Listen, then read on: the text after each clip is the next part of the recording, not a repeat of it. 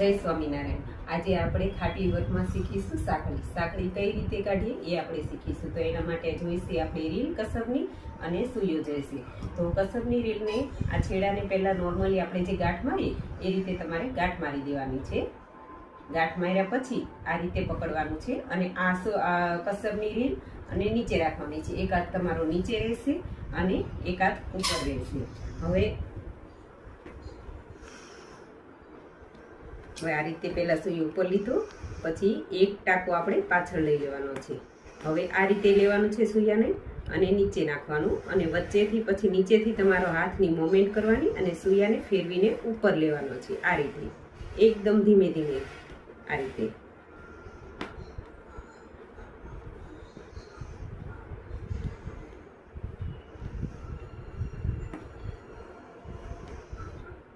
ધીમે ધીમે ફેરવીને સૂયાને ઉપર લેવાનો છે।